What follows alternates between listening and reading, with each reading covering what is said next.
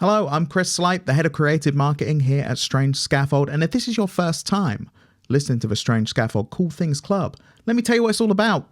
I am joined by Xalavier Nelson Jr., our studio head, and Candace Hudert, our studio producer, plus a guest from the Strange Scaffold development team. So someone who is actively or has previously worked on one of our games. This month, well, you know what? They're going to introduce themselves. I don't know why. I don't know why I'm getting into introductions when I know for a fact, because this is the end of the edit for me. I've just finished editing this podcast and I know they introduced themselves, so I'm going to let them do it. I love doing this podcast. It's so much fun. Thank you for continuing to listen to it if you are, and welcome if it's your first time. I'll see you on the other side.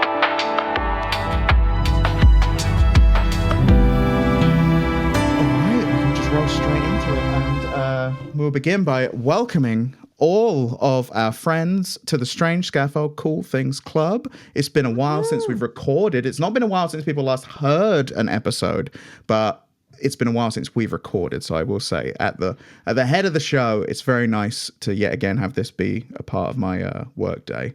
This is a very good, fun thing to do. So Candace, Xalavier, welcome. Nice to have you both here. How are you both doing?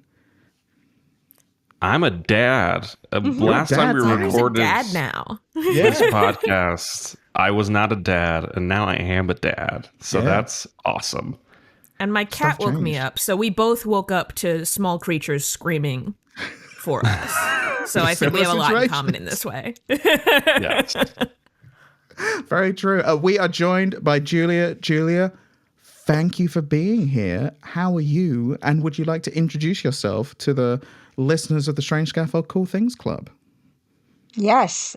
Thank you for having me on. I'm Julia Minamata. I do pixel art for Strange Scaffold. I've worked on a few things. Space Warlord. That's what it's called. Space Warlord Organ Trading Simulator. And Witch Strandings. And then also a co-production with Sweet Baby, a recommendation dog, which I got to do art direction for too. And also, a little bit on Bass Reeves Can't Die. Rest in peace. And currently working on Space Warlord Baby Trading Simulator, which is awesome. Yeah. Woo. Want to shout out too an amazing developer, like off in your own world outside of Strange Scaffold too, making some really freaking cool games. I released the Crimson Diamond, which launched last August, and I did it, and it's a text parser, graphical, retro looking cozy mystery adventure game.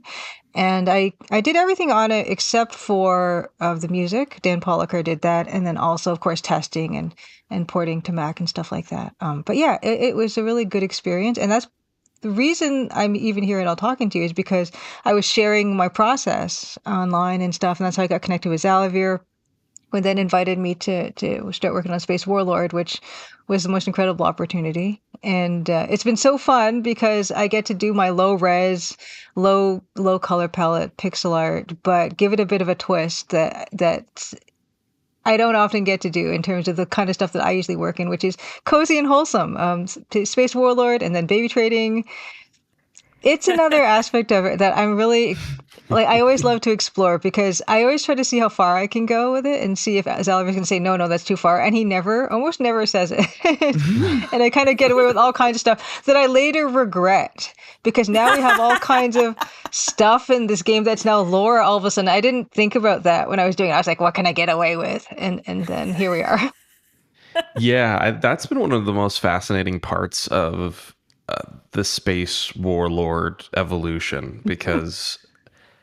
seeing the from the outside looking in, your process seemed so intentional on Space Warlord, and it was intentionally trying to get away with as much as possible. So seeing that and being like, oh my gosh, loving the almost improv style, yes, and that was coming from you just sending over an ice cream man, and I was like, okay, what's an ice cream man alien? And I created all these different things. And then when the time finally came back to come to the sequel, rather the follow-up, you posting like, oh, I didn't know I was lore now, and just having the visible regret of I was like, oh, this doesn't fit your style, guy, and I don't think this is a good match. You're like, My oh. what? As soon as we have this thing in Space World Organ Training Simulator, or Baby Training Simulator rather, you can tell that I've recently had a baby because my brain doesn't work anymore. Where Half of it several went to of the the baby. creatures have to be drawn in pixel art form from different angles. So creatures that Julia only drew the bust of, she now has to draw baby versions of them. And those baby versions have to be rendered in multiple quote unquote camera angles.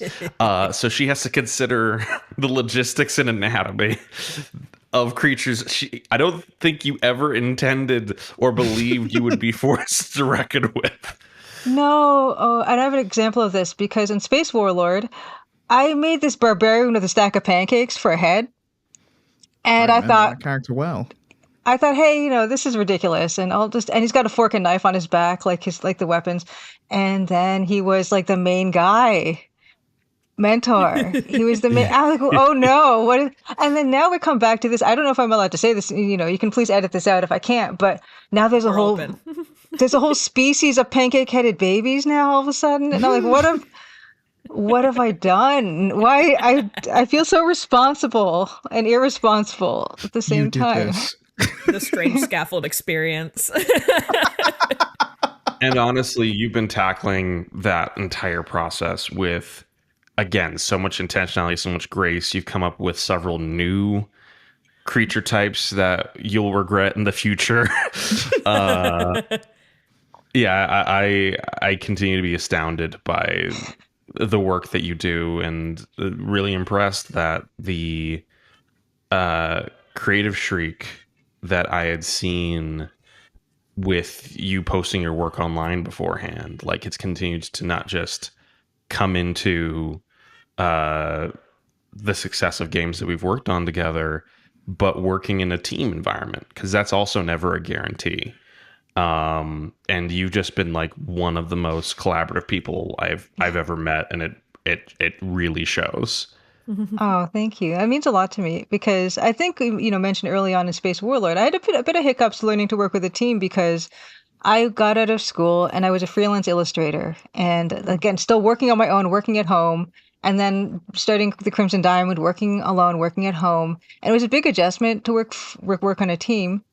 But I will say that it has been an opportunity to be creative in other ways. And then also, I get a lot of pride when you send me a brief that says, okay, we need a character that look like there's a sense of irony here in this character. And it's a 50 by 50 green and black portrait. And I don't know what that means. I don't know what I'm going to do. And then you just try within those very, very vague and also very restricted limitations, and then delivering something that actually kind of does work. I get so much satisfaction out of that. And when it's a two-way process where it's something that someone's come to me with this and I can fulfill those requirements in a satisfactory way, it reminds me of being a freelance illustrator and having that same feeling of I've just been able to give this person what they need and what they want. And there's almost no feeling better than that. Yeah, I think it's all. One last thing is, I think I also give you the vaguest instructions of anyone inside of Strange Scaffold. By far. Everyone else gets a spec, it gets references. I remember even Space World Organ Trading Simulator.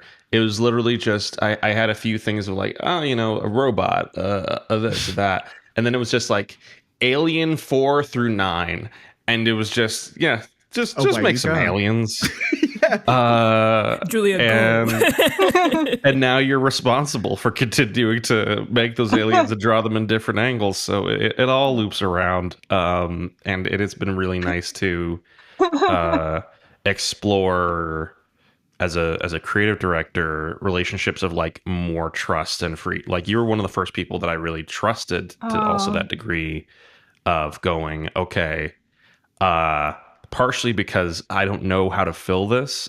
It was one of the first times that I had to tell an artist, hey, I don't know what comes next. I trust you to bring that to the table and for us to figure out where and how it fits together. And you handled that so excellently. It's resulted in a lot more relationships of trust over time.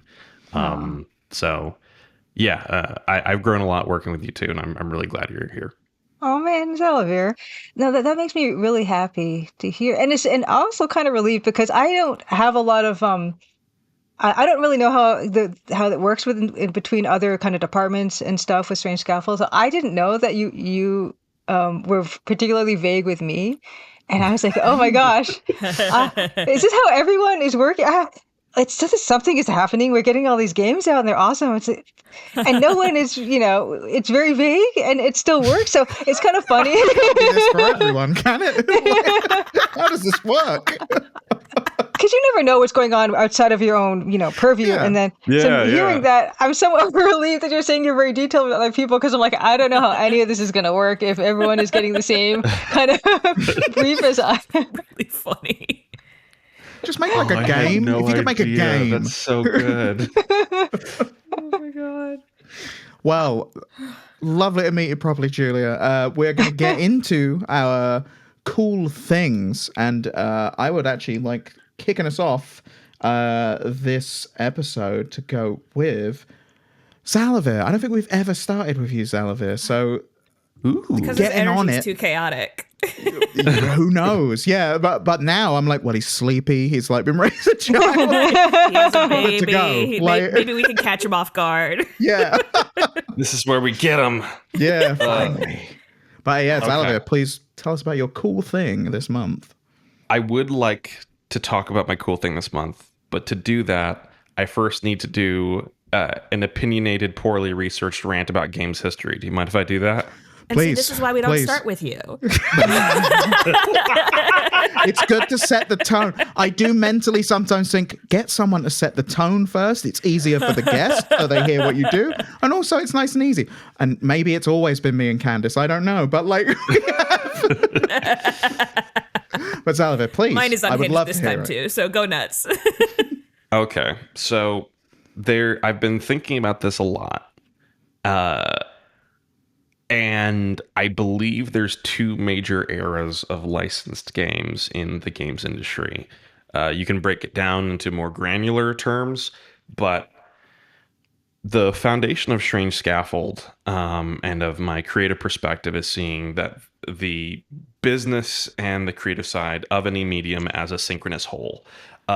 You do not get a project in isolation. Processes and commercial conditions define the things that you love.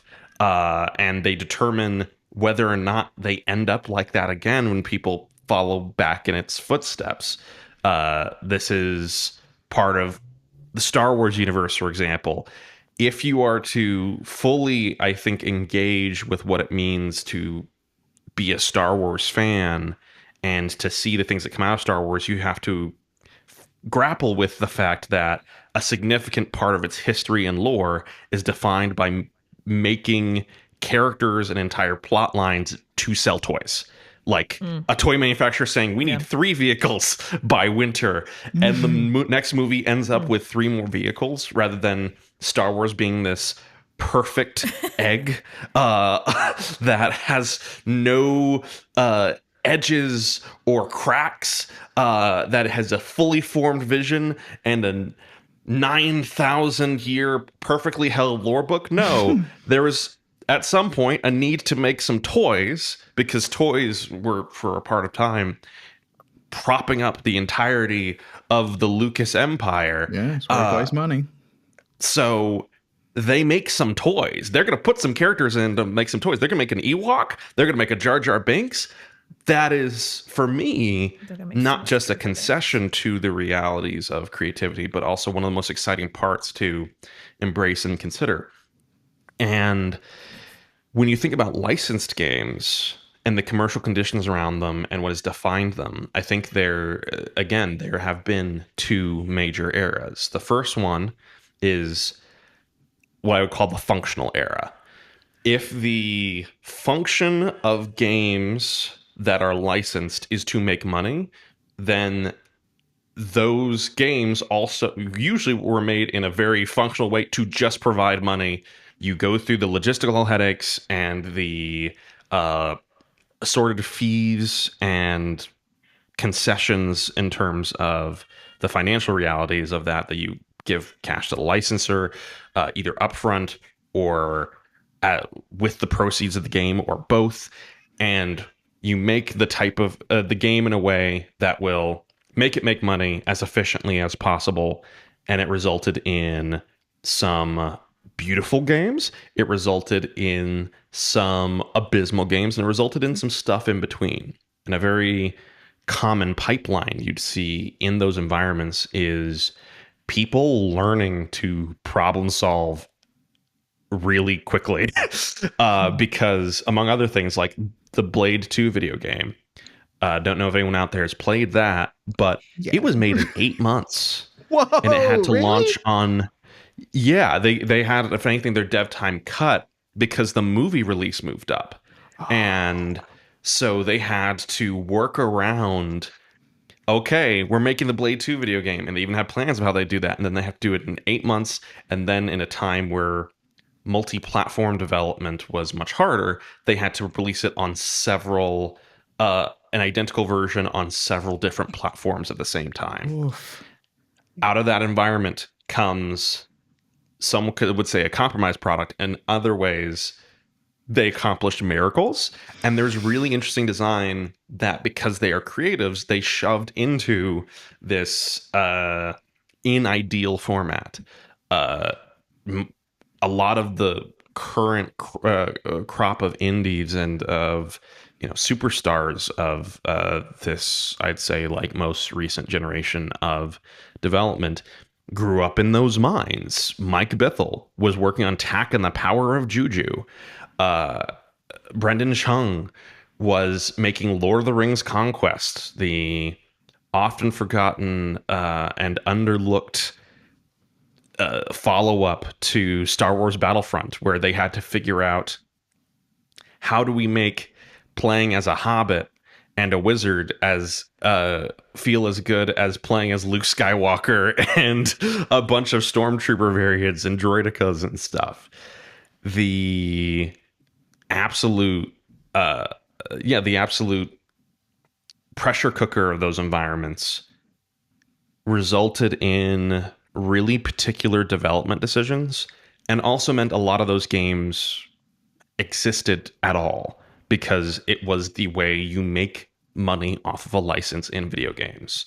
So regardless of complaints about quality and the often repeated cries of shovelware, companies weren't going to stop doing that, and licensors weren't going to stop doing that, because if you wanted to make money off of your upcoming children's movie, outside of toys and outside of ticket sales, you make a game. And at the end of the day, someone somewhere is going to buy enough copies of that game, depending on how you make it, to make it worth your while. I grew up playing a lot of licensed games of varying quality. And in hindsight, I think that's part of what honed my own creative perspective of seeing passionate teams with wildly different resources accomplishing even similar things under very different circumstances. And about 10 years ago, a couple of things changed. The first thing is, in general, game development time has the timeline for an average game, especially at, say, a medium or high budget, went up. And it has just continued to grow since then. The Arkham games, I think, really changed the landscape of how people talk about licenses and what is necessary for a licensed game in ways that are also under discussed, I think. we know that the Arkham games were amazing, but the fact that the Arkham games kind of salted the earth for anything that was below that bar, and on top of the rising development costs and timelines, I think is an underappreciated factor in why we have less licensed games today. And the idea of 10, 15 years ago, microtransactions come into the picture, and the way you can make money off of a license, if the function of a licensed product and process is to generate additional cash around your thing, suddenly has a new avenue. In many ways, a simpler avenue. You don't need to make a whole new game that can be criticized off to the side and will take you 4 years to build. You can just put your character in Fortnite and it prints money. And I believe that's resulted in the prestige era of licensed games, where the questions have changed from, will this make money? Can this exist? To, will this fulfill the license properly? Will this uphold the fantasy? Is it worth making it all? Or do we put the character in Fortnite? And I think that's robbed the industry of an entire sector of, again, pressure cooker design and problem solving that resulted in the loss of games like Wanted Weapons of Fate, my Cool Things Club pick for today. I was wondering what game it was going to be. Yeah. The poorly researched anecdotal history lesson is over, but I'm very conscious, especially having worked on multiple licensed games and having directed one myself now with Teenage Mutant Ninja Turtles Tactical Takedown available now on Nintendo Switch, Xbox, and PC, that the landscape and the conversations we were having were very different than the ones that I was trained up in and that I would have conversations with people around as a journalist, which is why I do have some personal experience with that landscape used to be. I talked to the people who used to make licensed games, and it is such a different, not just bar of quality, but it is an existential doubt applied to making a licensed game in this time of, well, do we make it? Is it worth making? Is it going to be more effective than putting something in Fortnite? And will it have the budget behind it to really be able to matter? Only things with big budgets matter. We all know this. We all know this. Jump out a window. I can actually say, because I've talked about this in one other forum, this is why Strange Scaffold's RoboCop game never happened. Because I was going to be the creative director of a RoboCop game. I brokered the deal. The publisher was in the room, all that different stuff. But I wanted to make it in a very efficient way. And I had this entire pitch that was both the publisher and MGM, who have released great games and people have good relationship with them. I have no beef with them years later.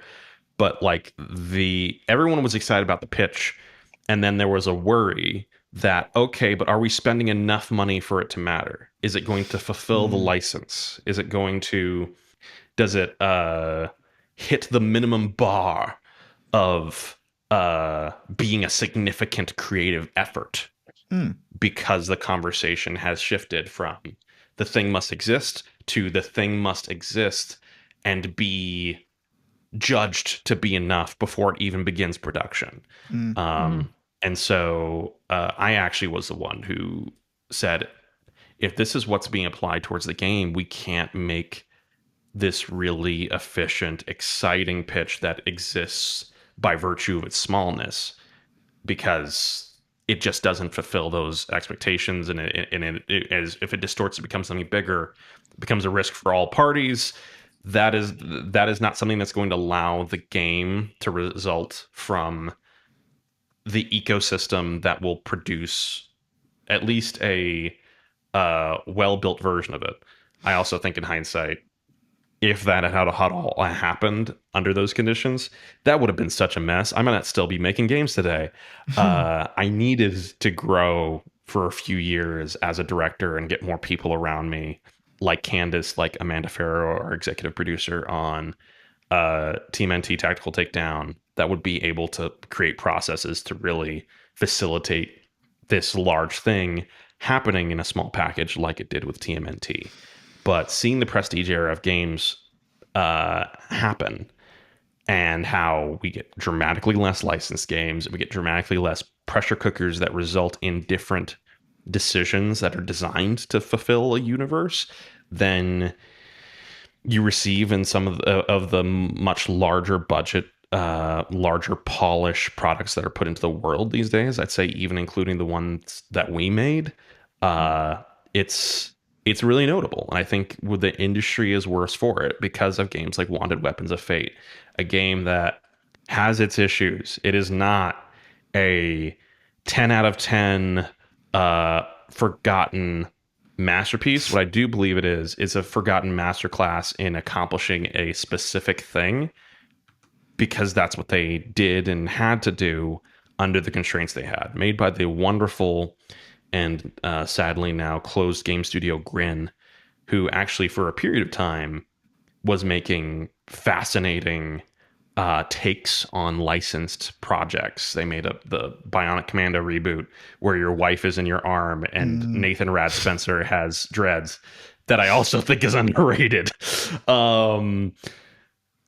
Where given a license and a giant property that had a lot of money behind it, this film adaptation of the Wanted comic by Mark Millar that resulted in the movie Wanted, and them building a game that was both covering, I believe, the events of the movie, the events before the movie, and the events after the movie, and obviously not having the most dev time or budget in the world to do so. They made a extraordinary effort. And I think that one thing that's really emblematic of it is the system that the entire game runs upon, which is how limited your special ability is. So in the Wanted film, for those who aren't familiar with it, they have this so stupid it's cool concept where if no one told you a bullet had to fly in a straight line and you wanted to hit someone behind something else, what would you do? You just curve it in midair, and you see this, and so people throw out their arms like baseball players to curve bullets around objects and hit people, and it is honestly just the goofiest, coolest thing. And in the age of the cover-based shooter, obviously a game studio of some prestige and skill comes along and says, we can make a cover-based shooter that utilizes that.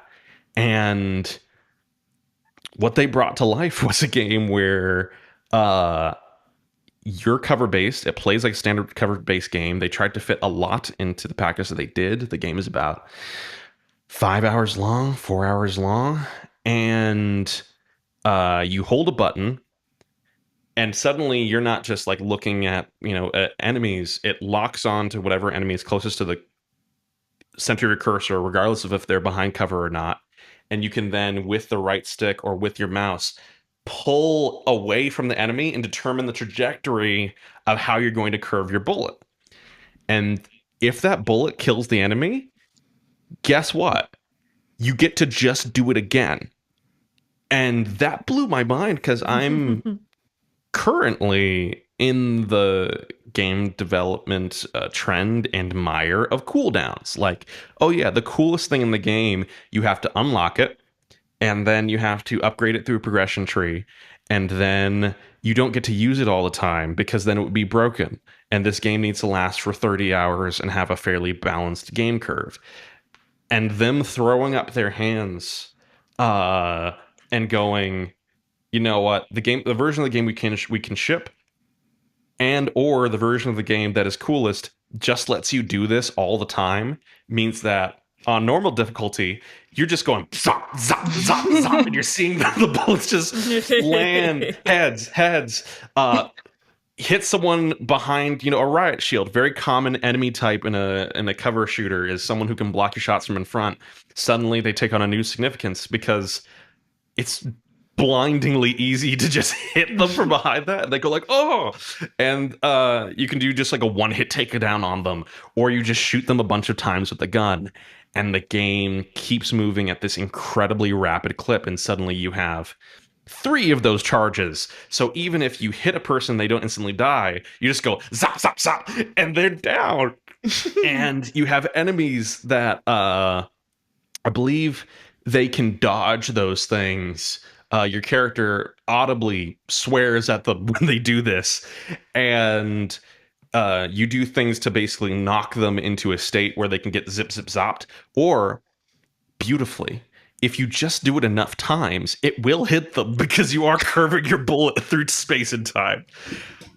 Keep and going. That game, now delisted, I made sure I picked it back up on eBay to talk about it for the episode and to grab it before prices went up,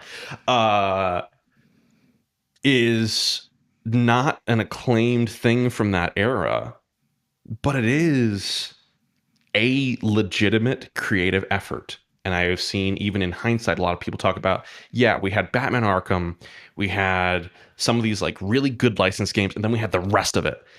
And I'm here to tell you that perspective is wrong. All of those games had creative intention, and in some ways they had sharper creative instincts, and just made different creative choices than the quote-unquote good licensed games. The big licensed games, the ones that are always put on lists of the best licensed games. And if you ignore that landscape of really fertile design thought, where people were like, man, I don't work at Ubisoft in 2004, but I'm going to, if I want to play with like time reversal mechanics or whatever else, I'm going to find a way to fit that into the design of this platformer starring a chicken. And they shove in a game that didn't have as much time or budget as their peers, a version of and a flavored version of that mechanic, that idea, that aesthetic from games that they loved in the past or games that they were loving now, in the package of what they had and what they were allowed to build based off of the job that they were currently occupying. I miss that. You miss that if you don't play those games. And so Wanted Weapons of Fate, again, if it's not a perfect game, and it does, I do have to say that when you're choosing difficulty as a symptom of the time in which the game came out and the license that's associated with, the difficulty levels are from hardest to easiest: the killer, assassin, and pussy. How did I know it was going to be that? How was I in my head? I was thinking, I bet that's what it is. I bet it's going to be that. The lovers, the dreamers, and me. Yeah, it is infected with that particular brand of dude bro, because Mark Millar's work that fills it. But they did really cool stuff. And because the game is 4 hours long, they give you the cool stuff as quickly as possible and as frequently as possible, which is why it's a really good game. And if they had had a budget 10 times that and another 2 years, it's very likely you would have had to go through flashback missions in order to experience the carving of weapons, in order to get upgrade tokens that let you get the thing that lets you shoot people behind cover, which is why you're here. You want to see James McAvoy, voiced by Jimmy Simpson in this game, pre-Westworld, zip, zip, zop, 5 bullets into a dude from 40 feet away. You want him to do this when they're hanging in midair, and you just go zap, zap, zap. You do it when people are just standing in the middle of a street with nothing blocking them because it feels good and it feels wild. If there's anything I hope this convinces you of is, even if Wanted Weapons of Fate and its pussy difficulty level doesn't sound like your bag, and I think it's most people's bag. I do think it's. I know I'll stand behind it. Not that difficulty wording, not that bit. But a little bit that, and also the rest of the game. A little bit that, and also the rest of the game. The rest of the game, sometimes. I'm not going to finish that sentence. The game good. I will stand behind it and say it's a good game, but I will in general say your life will be better if you play a game that you had seen a Metacritic of like 5 out of 10 for 15 years ago, 20 years ago. That was associated with a major license. There were developers of talent. The only developers of talent were not the ones just working on licensed IP. They were also out here doing games like Wanted Weapons of Fate, games like Tak and the Power of Juju. So many of the projects at the time that we, for a variety of awful institutional reasons, forget, and that it's no longer easily accessible. Play one of those today and you will find probably something more educational for your future creative endeavors than the average higher polish prestige game that is out here working under the pressures of fulfilling the entirety of a license rather than saying, hey, we're going to make something exist, and within the package we've got, we're going to try to make it incredible. Absolutely agree. It was one. I love two things. I love the Blade 2 game being referenced because that's not. As soon as you said it, I was like, yeah, I played that. It's Blade 2. Of course I played it. Guillermo del Toro makes the sequel to Blade. Yes, it's my favorite film. Let's play the game. But also the growth as a person and as an adult of I will not finish that sentence. I really appreciated and loved to see in that moment. I was just like, look at that. That's growth. That is a man growing. Like right there was like, I know what that sentence is, but we're not going to say it. But the man with a baby. Yeah, exactly. But also I do think the industry would be better off for games that are in the middle. It's been I feel the Xbox 360 era, that early Xbox 360 era was the end of that kind of game where, like you say, the licensed titles and the games that were a bit cheaper than the big titles and were a bit rougher, like you say, 5, 6, 7 maybe out of 10, but it's like there's a big space in the industry and for audiences to play those kinds of games, and they were loved at the time. And it's like we just seem to have moved right into the no, it can only cost $1 billion, and then we delete it after 1 week and fire everyone. And it's like, no, don't. How was this ever a business? How was that ever going to work? Like, there's all sorts of stuff in there. So yeah, I completely agree. And I haven't played that one, but I did read the comics, so I'm aware of the whole scene. Yeah, for those who have read the comics, both the movie and the game are less of that. So be comforted by that, depending on your tastes. Yeah, it was a different time, and it was something where you were like, yeah, okay, I know you want to make films, Mark Miller, and this is another storyboard I've had to buy. But anyway, these are my opinions from 2006. Feel free, or whenever it was. I've not advanced them since. I just suddenly tapped into them and was like, that's what I thought back then. I have not met 2006 era Chris very often, and I do feel like you have frosted tips and things to say, so I hope I get to see him more in the future. And things to say, not frosted tips, but like full long hair, heavy metal guy. That yeah, no, it was a different time. He had a lot of opinions that he would share all the time before you would put them all on the internet, and you'd learn don't put those on the internet. And Just shout them in a room on your own, and then they're gone. Like, that's it. Speaking of shouting things in a room on your own, I will move on to myself very quickly for my cool thing, because I would like to talk about Dimension 20's Dungeons and Dragons series and Dungeons and Dragons as a whole as my cool thing for this week. So I have on and off since I think 3rd edition was the first time I tried to be a dungeon master in Dungeons and Dragons, but this was a time which has been my entire life up till just under a year ago, where I didn't know that I had ADHD or what that was. I just thought I was bad at everything that involved concentrating or preparation. So I tried to be a dungeon master. It just didn't really pan out. But it's something I always wanted to do.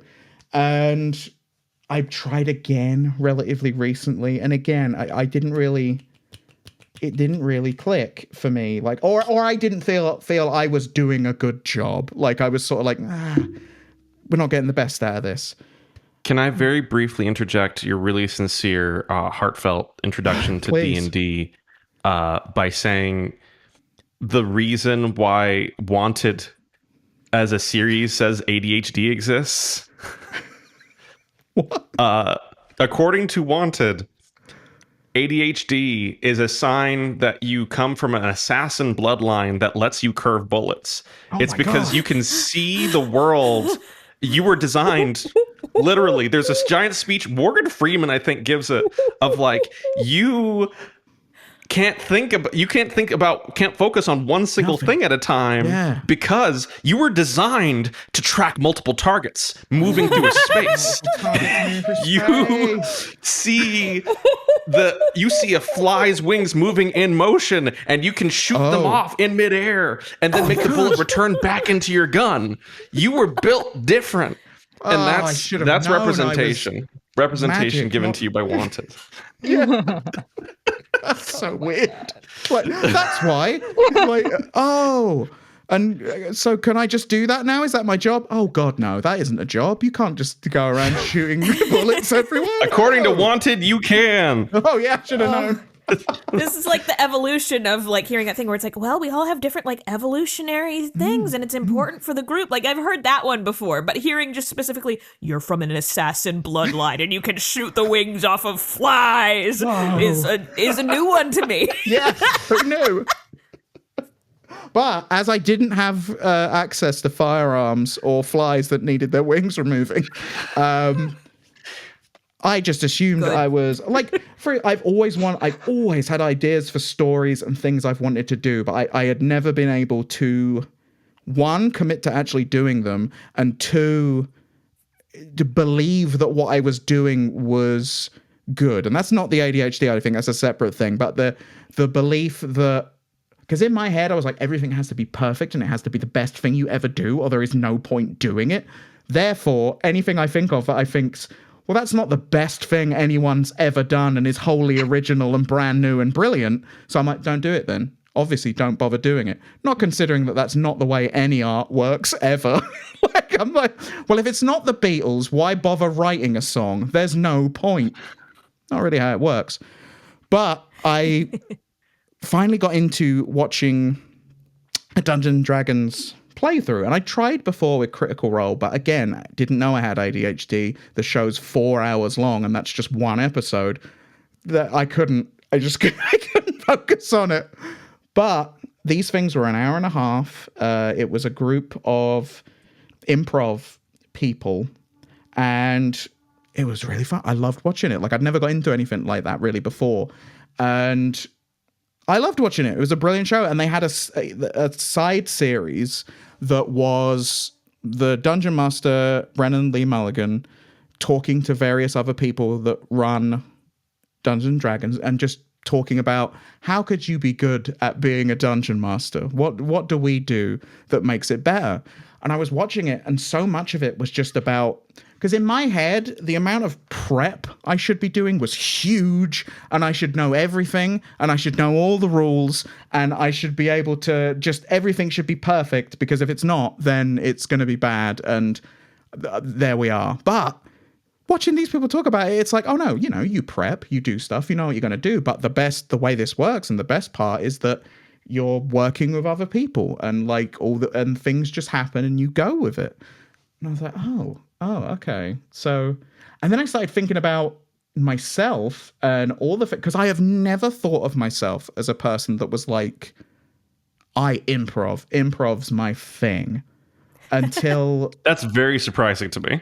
And to me, when I started thinking about it, because I was like, I look back on what I've been doing since I was like a child. I was like, I used to do, like, every kid I think did radio shows to themselves, like on a cassette recorder, probably, he says, assuming that's normal. But I would do that.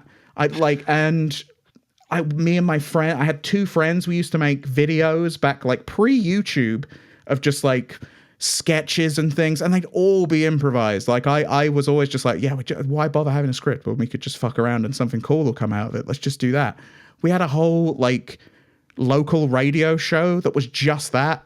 Me and my friend, we'd play music we liked, and between it, we'd literally do sketches where I can remember the song would be finishing and it'd be like, what are we going to do? What are we going to do? And it'd be like, you start, and that'd be it. And then like one of us would start saying something and the other would just do a thing, and that was it. And that was the whole thing. And I was like, I've been doing that all the time. Why am I worrying about doing something that I've naturally done for my entire life? I've just never thought about doing anything with it, or like being like, oh, improv, that's my thing. So very recently, I was doing a new Dungeons & Dragons campaign, and this was literally this week.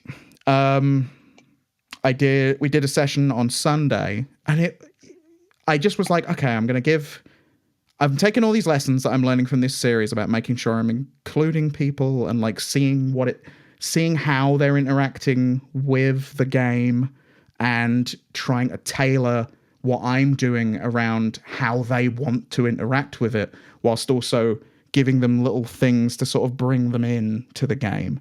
Doing that was working really well. And then there was no combat in the entire, like, we've done 2 sessions now. Combat has never happened because every time they have managed to think of something to win the situation that like I've created. There was like a thing where they go into a cave and there's some goblins, and the goblins are having a party, and they walked into the room and the goblins are all drunk, and I'm being the goblins or stuff like that. And the goblins all turned to them, and one of the people in our group, he just said, yeah, we're the strippers, just as a joke. And I could tell he was just saying that as a joke, as just a passing thing, because he's expecting we're going to have a fight, because that's the previous time we'd done it. That was all we did, and it was boring and nobody had any fun. But I was just like, yeah, fuck it, it's strippers. So I just went with that and was like, oh, you're the strippers? Oh, great. Like, brilliant. Who booked strippers? This is amazing. Come on in. And they managed to do everything they needed to do, while one of them, who had rolled a natural 20, was like dancing to Bootylicious and just distracting the entire party. Because I was like, you rolled a 20? Let's just keep going. The whole campaign worked, and they all had so much fun, and I bought them all. Like, it ended with everyone being like, that was real. We had so much fun. That was really good. That there was a giant spider. They ended up being friends with the giant spider. Like, because I'd introduced the idea to them earlier that like, hey, one of you can talk to animals, you know. And I was thinking in the back of my head, it'd be good if you talk to the spider. Wouldn't it be cool to have a giant spider for a friend? So I planted that little seed for them like way earlier. And then they were like, oh, we could talk to the spider. And I was like, yes, you could. And then they did. It was like, yeah. They like left that cave riding a giant spider. The goblins paid them because the person rolled a natural 20. Like, they were like, yeah, you're not leaving that money. That was amazing. So they got the thing they needed to steal back, got paid, left with a giant spider. And it was like, what a great time for everyone. And like, all of that, like I took all those lessons from this Dimension 20 series, which is, I would highly recommend it. It's on DropoutTV. Like, I won't spoil any of it, but like, you can watch any of the series. I've done them in release order because I'm that sort of a dork who's like, maybe there's something on, even though they're not connected, there could be something like I should learn, like in release order. There could be. Never know. But yeah, you could. They even made a video on YouTube, which like, what I love, they've made it so accessible to my sort of brain that felt like it couldn't access anything like beyond what it could naturally access. There's like an 8-minute video that was just about, so you want to watch this? Let me talk to you about all the different series we've got and how you can watch them. And how, if you want to just start easily, watch this one. This one's about this. And I was like, oh, great. Okay, cool.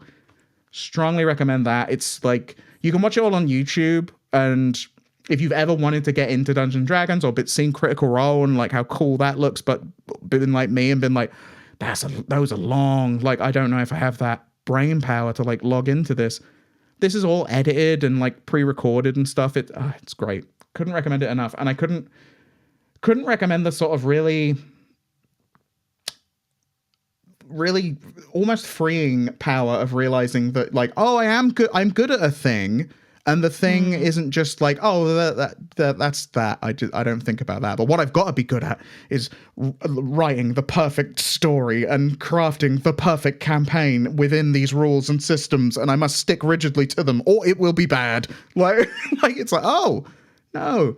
Because this was in that behind the scenes thing, after you watch one campaign, they were talking about how basically the first episode of it went to what Brennan was going to do, but then the characters changed something and did something, like basically they killed some characters that he was like, none of this was meant to happen. And from that, the whole story changed. Like it was like, and he was like, yeah, that's what Dungeons & Dragons is. He was like, if you're not doing that and you're not just willing to fuck around and do stuff, then you're going to miss the fun. And I was like, this makes perfect sense. So yeah, it's been a really nice journey recently. One, realizing that ADHD is a thing, and I'd recommend if anyone looks into ADHD and thinks, oh, that sounds a lot like me, maybe I'm not just an idiot as I've always thought, and being like, oh right, it's a problem, not just there's not just something wrong with me. It's very nice, and there's treatment for it. But also, if you've always felt like you wanted to write the perfect thing and you have all these story ideas, but you don't do them because you're like, I can't do it perfectly, look into improv type things. If that's stuff you're doing anyway, it's very fun and you end up doing something really cool that you like, that's very affirming at the same time. You're like, oh shit, I did that and it worked and it was a lot of fun and I did it with friends and it went in places I never expected. And it's, yeah, a really cool, we left with a really cool little story like at the end of it where it was like, oh, and then you did that, and you did that, and you were doing this. Great. Couldn't recommend it enough. So, yeah. All of that. It's very specific to me, but it's been a very cool thing for me. So, it's highly recommended. Yeah, we only want unspecific subjects in the Cool Things Club. If it's specific to you, then there's no reason for it to be here, honestly. No, doesn't work. The thing I've learned from this is that... Oh, go ahead. Oh, sorry. I was just going to say that... No, please. What your very touching thing has revealed is that ADHD is not an obstacle to you necessarily becoming a storyteller for the people you care about, and also just bringing to life the things inside of you. And also that it means you're from an assassin bloodline and that you were designed to track multiple moving targets at high speed. So... Now I know. There's just more benefits. It just keeps getting better. Like it is the worst thing. I was explaining this to someone before about ADHD, where it's like you're not doing things and you're feeling bad about not doing things, and people are saying you're bad for not doing things, and you're sitting there thinking, I am bad for not doing things. I wish I was doing things. I don't know why I'm not doing things. It's the worst. When you're like, I agree, I can't help you. Like, here we are. So yeah. Anyway, it's really interesting your path that you took into like being a DM and playing more Dungeons and Dragons. I when the pandemic hit, so I'm a theater person, right? I was like, oh no, the world is closed and what I do is double closed.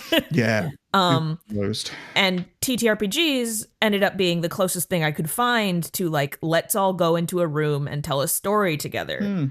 So I ended up, I mean, I'm still a moderator on like one of the TTRPG servers that I'm on. I ended up like talking a lot with TTRPG designers and folks who like are making weird indie like lyric games and things like that. And like I think it's funny because I ultimately found out, I'm like, no, I don't care that much about the game. I just like spending time with people and telling stories with them. Yeah.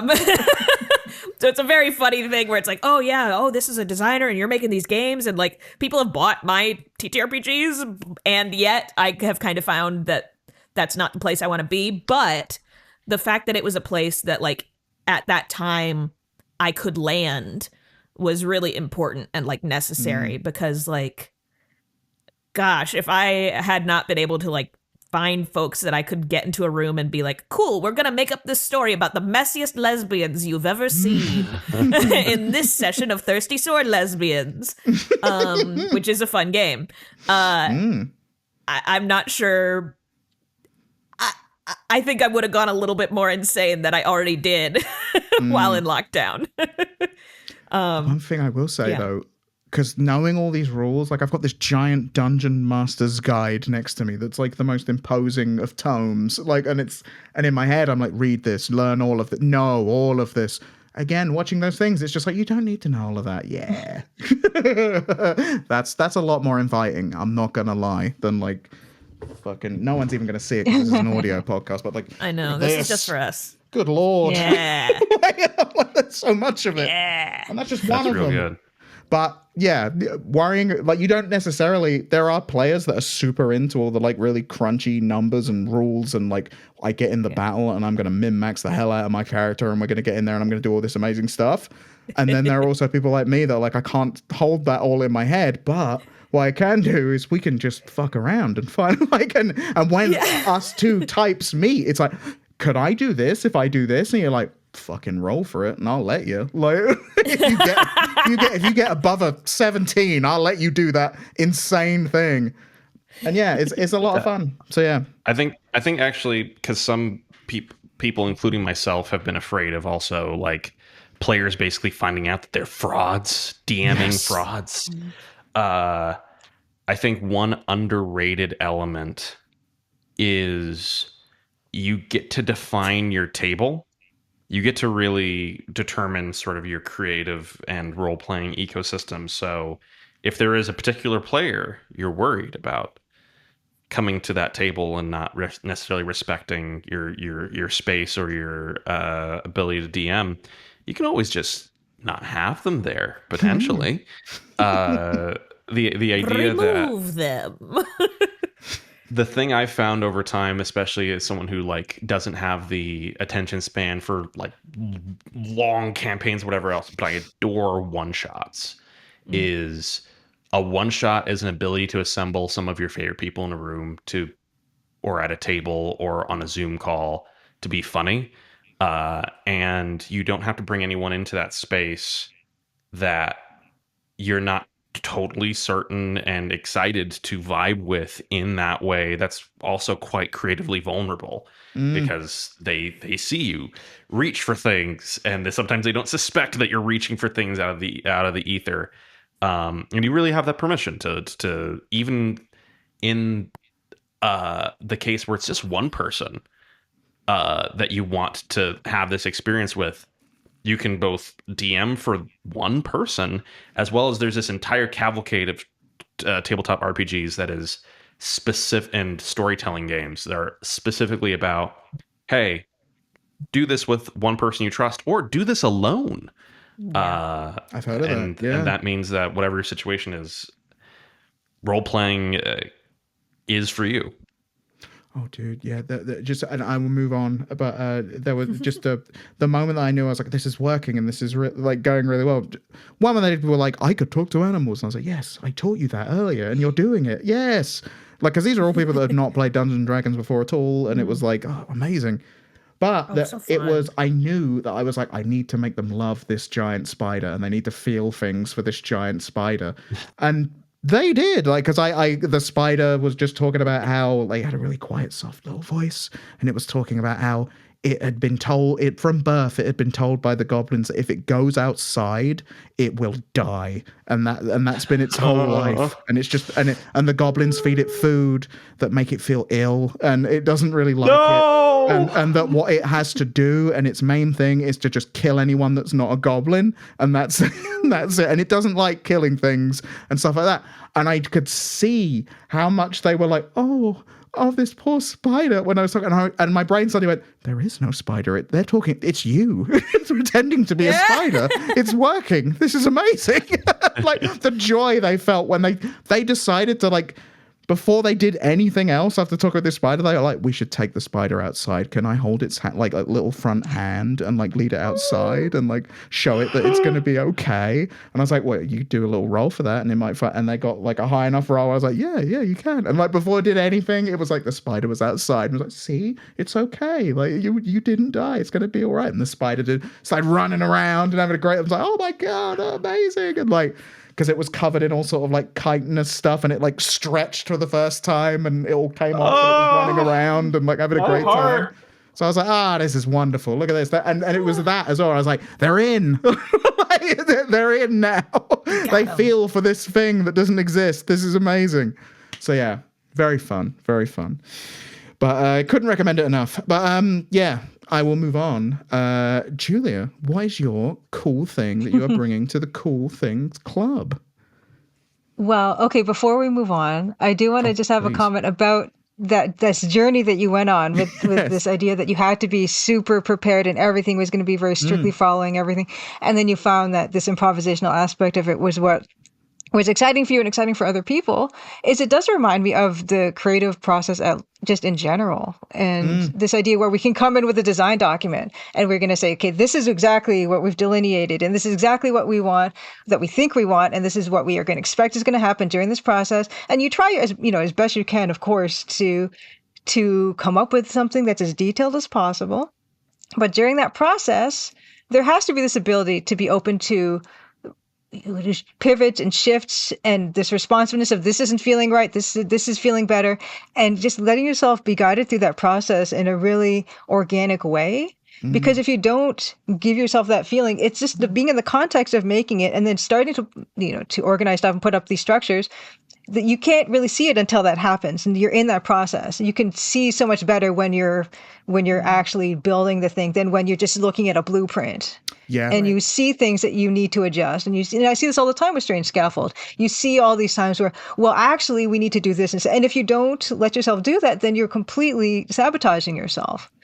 And I just think of all the times, watching or listening to documentaries about films and how they get made and how they made this huge shift from one thing to the other. And it's just, or even watching a Studio Ghibli documentary where Miyazaki's like, I don't know how this is going to end, or I don't know what, and he's in the middle of a multi-million-dollar process with employing hundreds of people and say, I don't know how this is going to end. I don't know what this particular aspect is going to be until you get there.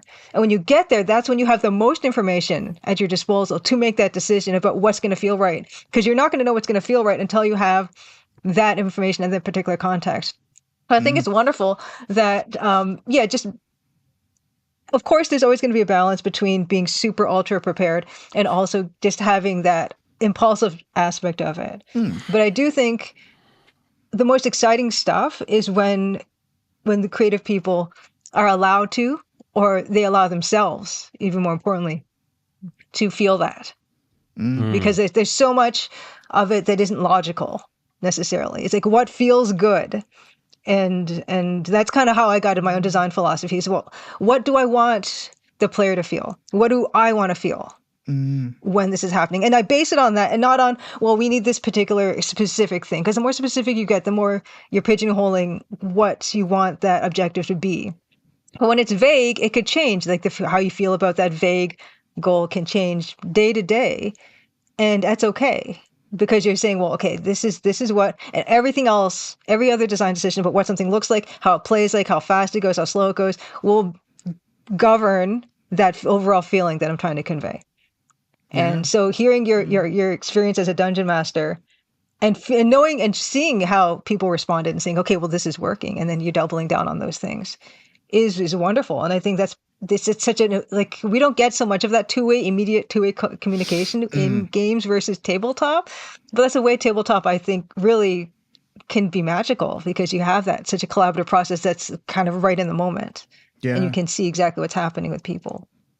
Yeah. No, I absolutely agree, and it's a thing that, like I said, for me, it's just it opens up all the other things that you're like, oh yeah, you have this idea for this thing, and you've got this idea for that. You've like the amount of like worlds that a person can come up with. I don't know, but like I know in my head, I'm like, there's at least 3 or 4 that I'm like, I've been thinking about for like decades. That you're like you've like dipping in and out of as a thing, and you're like, yeah, you could just do something with that. It doesn't have to be the best film that ever comes out, or it's rubbish. Like, well, that's another thing. This idea that you have to learn every rule, you know, and that's the idea. Like, well, as a game developer, well, I have to know everything before I make. No, well, you learn by doing, and then you learn what you need, and then you learn the thing that you need, and then you just you build on that instead of saying I need to know the entirety of everything before I even get started on something. I've gotten because you don't need big arguments about this in theater circles before, and like theater classes where they're like, well, if you don't like know like Aristotle and like haven't read like read the Poetics, like how can you make theater? And I'm like, I need you to shut up. Yeah. I'm like, I don't. so much exists outside of this one foundation.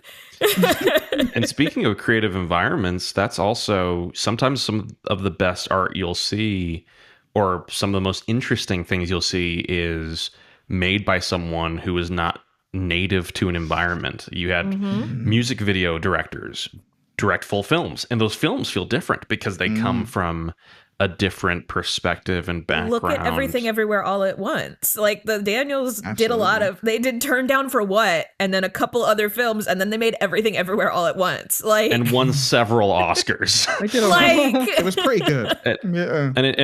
And then was one just like one other example to that respect is the foundation of the sword and sorcery genre in the modern day in a Western context.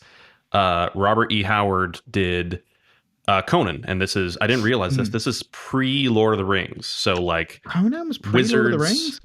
Yeah. Wow. Wizards and big swords and Bronze Age ideas of morality. That guy was from a Texas oil field. He died by the time I think he was like 28, 30. And yeah, he wrote literature that is now a huge foundation of why we have things like Warhammer, from the background of someone who lived in the I don't know if it's West Texas, but like he lived in the middle of nowhere. He never traveled internationally. That's another thing people will tell you about writing. How can you write if you haven't traveled, if you haven't filled your soul with stories? Here's this guy who's now why we write a bunch of the things that we write and believe a bunch of the things we believe as like unshakable tenets. He worked in Texas oil fields and never moved, and he died young, and his legacy remains. You can make art where you are right now, and it will probably turn out actually in a pretty interesting way if you do that. Yeah. Completely agree. And just from you guys talking about that a lot, I know a lot of like other things that I will bring to the Cool Things Club eventually, like the particular British comedies, like a comedian, Victoria Wood. She had such a unique voice that was uniquely her, and she celebrated people from the north of England that were like from her specific part of the world. It was all hyper like, this is my reality and where I'm from, and I want to show you how wonderful all these people can be. And it's like, yeah, that wouldn't exist if they had not just done that. But yeah, wonderful stuff. Yeah, it's exciting. It's a thing where it's a weird like, oh, I can just do stuff. Well, okay. Cool. Yeah, there you go. Everyone just makes things up. It's not just a magic thing. But yeah, Julia, your cool thing. Yes. Okay. I will get into the cool thing. I'll leave it on this one last thought about this. About this stuff. Like, don't get me wrong. No, like, we are. I don't. We still have half an hour. Like, we're good. Like, don't worry.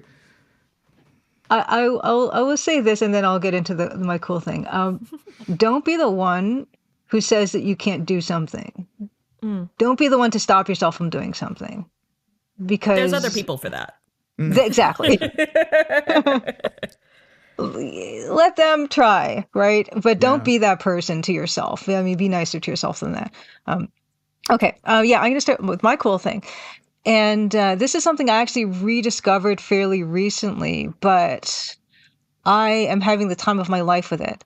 And it's flea markets and antique markets. Yes. Ooh. And I was trying to think before this call, what are all the reasons that I love flea markets and antique markets so much? And the first thing I could come up with is what struck me pretty strongly when I visited one fairly recently was you can look around and you'll see something that you haven't thought about for decades.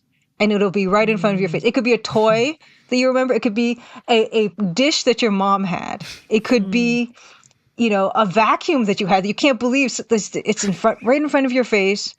You can see it. It's in your space now. You could buy it probably for less than $20. It's like history. It's a museum where you can buy the stuff and take it home. And that's with the stuff that you're familiar with. There's stuff from decades ago. There is stuff that you'll think, okay, that's interesting. And then maybe you'll take it home. Maybe you'll buy something for $12, like this duck that I bought. Maybe you'll see this and you'll say, well, I like that. I don't know anything about it, but I'll buy this. It was $12. And you look it up on the internet and you find this incredible story about these objects or who produced this. And I learned that this is a Blue Mountain pottery piece. This company was in operation from 1950 to about the 2000s or so pretty long. It's a Canadian. So this is Ontario. I'm in Ontario. It's a Canadian company that then went international. It started off as Czechoslovakian immigrants who owned a ski hill in Blue Mountain, and they wanted something to tide them over when it was not ski season. And these particular Czechoslovakian immigrants, there's three of them. One of them was a potter, and one of them was a glazier, someone who makes glazes. And they realized that the earth in that area reminded them a lot about the ceramics that they would make. And so they started to research this and look into this and produce these things. So this is a souvenir that they would sell in their gift shop at the ski resort. And this is from the literal earth of Blue Mountain, of Collingwood, that Collingwood area. And they just grew their whole business from that. You can find stuff like this is harvest gold. This is not their traditional glaze that they would do. This was a type of glaze they would do. They're more, they would do more black and green type of glaze. You'll see a lot of that in Northern Ontario, which is where this flea market was. There are pieces in the Royal Ontario Museum. This is such an incredible part of Canadian history and of history in general, I think, and immigration. And I liked the duck, and he was $12. And he was the gateway to the story that I learned about. And that's just one item. And so it's great because everything there has a story. And everything there is going to have an online presence. The internet is good for something still. There will be people who talk about this stuff nonstop and collect it and catalog it. And they can tell you every detail about these items, when they were created, the history of the makers of that thing. And I have another one here, in fact. I'll give you another one. This. Ooh. It looks like it belongs on the wall of a church. This is, I know it looks kind of like a hashtag that's been tilted, but this is a Sumitomo. It's a Sumitomo logo, and this is a Japanese insignia. And I didn't realize this until I did some research on it. And I actually saw this at the flea market, and it was in a little box. It was in a little box like this, and it had this little lid that was open like this, and it had this writing on it. And I was struck by this piece, and I took a picture of it, and then I went home. And this flea market was about, a 5-hour drive from me. I was visiting a friend, and I looked it up. And when I learned more about it, I'm like, I have to have this piece. And she lived in that area, so she went back, following weekend or something, and then bought it for me. And then the next time I visited up with her, I retrieved it. What does the writing because I found out it doesn't quite translate on our screen. Okay, so this is Sumitomo Toyo Works, Beshi Division, Funaya Saijo, Ehime, Japan. Like, what is this Japanese piece doing? And there's even like I didn't know about this, but this is also the magic list. So it was displayed like this. When I bought it, you find that the cover has writing on it. And the writing Gold basically embossed, no says, less. thank you for your visit to whatever, roughly. Thank you for visiting. And what this is, as I figure, is that this is for business people who would visit this mine in Japan. And this is copper. This is just a copper ingot. And it's heavy. It's copper. Whoa. It's a whole thing of copper that just got poured into a mold. Oh, wow. And I think it was like a hospitality gift for people, because this particular region of Northern Ontario is a mining region. And it's very plausible that someone from this area visited this mine to see how it worked. And when I looked up the mine became even more fascinating to me, because it was established in Edo period Japan. So we're talking like 1600s, 1700s. And it was in operation for more than 200 years. It closed in 1979. Whoa. It's a fertile mine. Wow. This particular vein of copper, this made, I think, Japan the third largest exporter of copper at that time in the world. Wow. And I learned all of this because I thought that thing looked cool. And then I looked it up. And like I said, I feel like everything. I got this too. I mean, I'm not going to even talk about this in detail, but I got this little guy the other day. This was $10. Little Toby jug. Okay, yes, Chris knows about the Toby jugs. Yeah, the little Toby jugs. Look at his little red eyes. Those are a weird. You find them in pubs in Britain quite a lot. Old pubs. Yeah. Yes. See, everything has a story, and you're just surrounded. It's just it's overwhelming. But they are invitations to learning about the most incredible aspects of the world and humans. So for that reason, but even if it's just for pure nostalgia, or if you're a collector, you can find, like those toys, like I said, like you'll find stuff you recognize, you'll find stuff you don't recognize. It's all very reasonably priced, and you can go in there like it's a museum, like it's like the Victoria and Albert Museum in London, but you can touch everything. And this is why I love the flea markets and the antiques markets, because something was made. Like I think that duck was probably made in the 60s or 70s, if I had to guess, and they don't make stuff from the 70s anymore. You can't do it. It's a limited resource. Like you can't pay any billion of dollars and make something that was made in 1970. You can't. You can't. It's very true. And I don't know I've never why thought of it like that, but you're absolutely correct. You said That's really- It blows my. You can't. I mean, you can't blows make my anything mind. from 2024 ever again. Well, exactly. It's just a time that happened. And the further back you go, the fewer stuff there is that is from that time, right? So we go fossils. You can go as far back as like there's tons of fossils, by the way. They don't think that fossils are not. That's another interest of mine. But you can buy a fossil for $5, and it's like a billion, millions of years old. And if I use the oldest thing, I'll never die. Yes. I think you'll find a very quick rebuttal to that argument. Everything, like they say. That's what it is. I think if we, Xalavier, we have to find the oldest thing. Everything is edible. I think Everything is edible once. Absolutely. Everything is edible once. Very true. Yeah. And it's just my fascination, I think, with history and these stories that I find most appealing about going to these places. And also the fact that, it's not fancy. It's just a place that everything is very accessible. Everything's laid out. And a lot of these places, you're not even having to stare down a vendor while you're going through stuff. There's like a counter that's kind of central that you just take everything, and it's got like a little number on it, and then you pay whatever it is. So there's no pressure. You can just take your time, take everything in, and there's just the entirety of human society and civilization for a particular region, especially, and for maybe for the last couple hundred years, you'll find in this room, and it really makes you appreciate all the stuff we've done or we've made, and the fact that you can't have that anymore after that's made. That's just it, and there's so much of it. At the same time, but also it still feels unique and precious to me in a way that I haven't really reconciled. But I will say that, if you have the opportunity to take a walk around in one of these places, and you're interested in anything at all, books, ceramics, glass, there's clothes, there's like furniture. If you're interested in literally anything, you will find something there that you think is cool.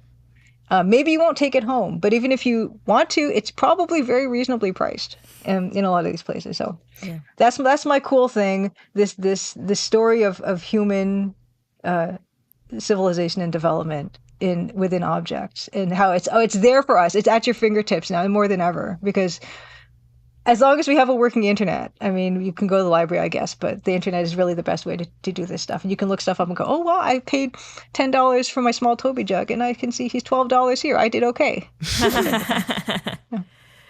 That's amazing. I love your perspective on like these stores, because like it's interesting. I love these stores as well. I love like going into a place where it's like, cool, this has been owned by like 30 different people, and now I might have it.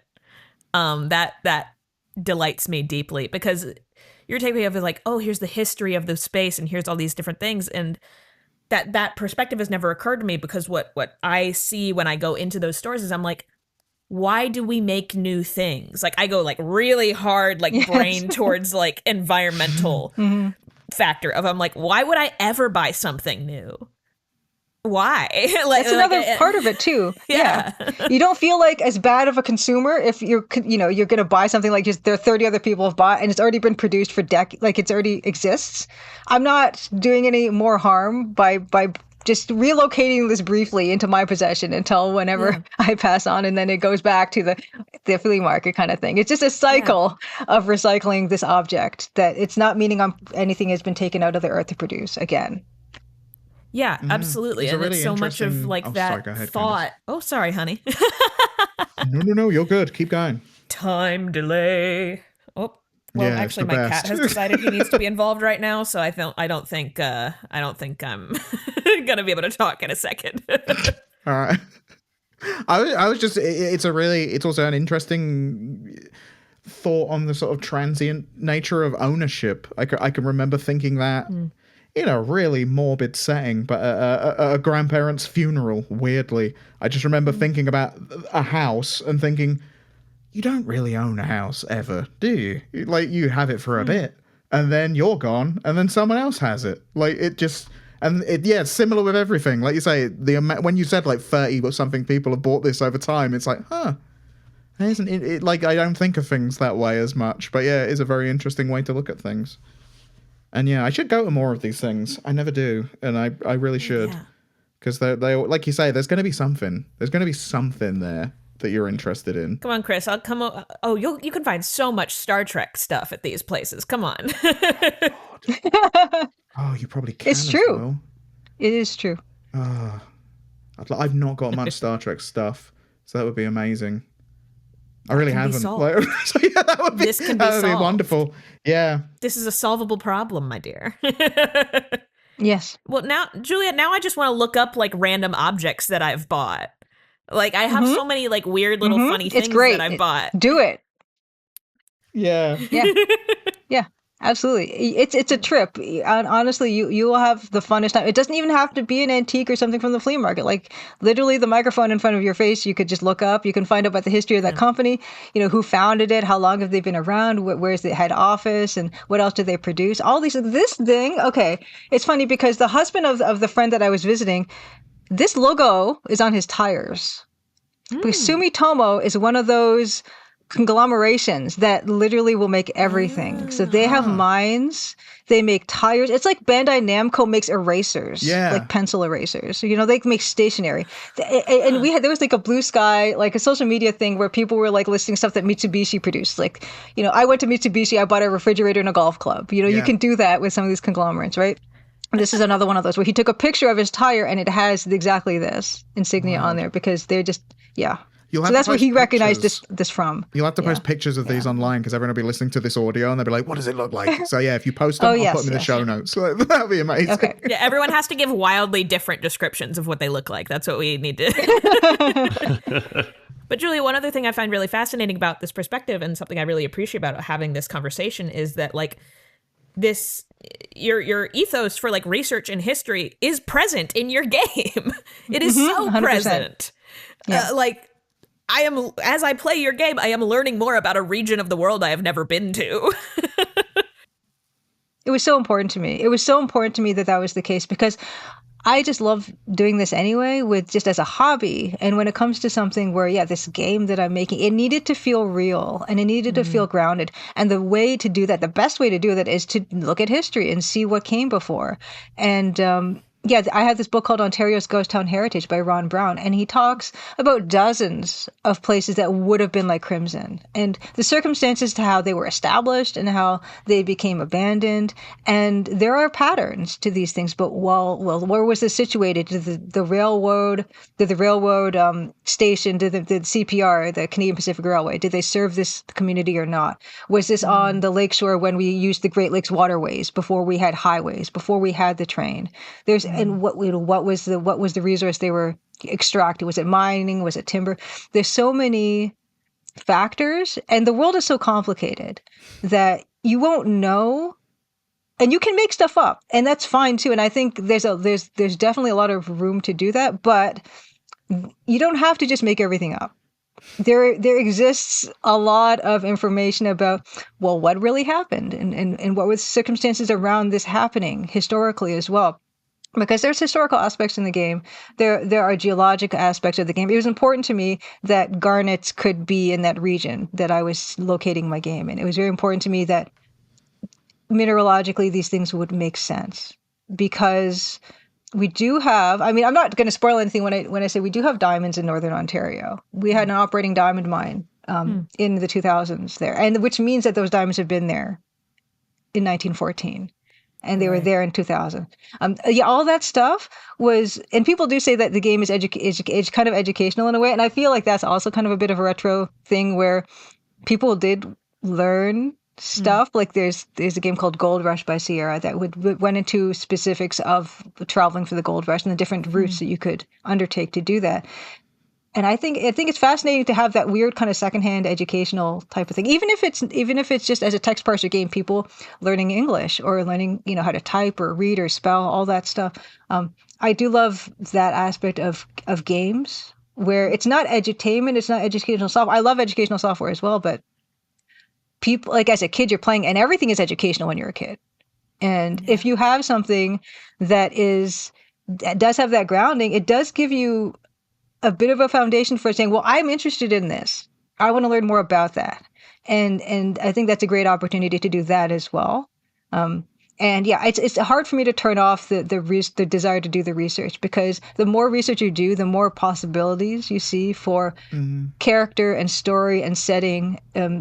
It's almost overwhelming, because you want to include everything. And you want to give people this complete picture, but it's kind of impossible to do that. But picking and choosing can be difficult, but because it's so fascinating. There's so many different aspects that are fascinating. And you can say, imagining what it would be like to live in that time. That's another thing I like to do at these flea markets, antiques markets, is humans are pretty much the same as they've been for the past 10,000 years. I think we all love relating to the the ancient writings that complain about kids these days, or about their bronze ingots being cut with some other cheaper metal. Like this stuff's been happening for thousands of years, but this modernity and how quickly things move technologically, like that has changed a lot. And over time, there has been a lot of change, even though like deep down inside we're all the same.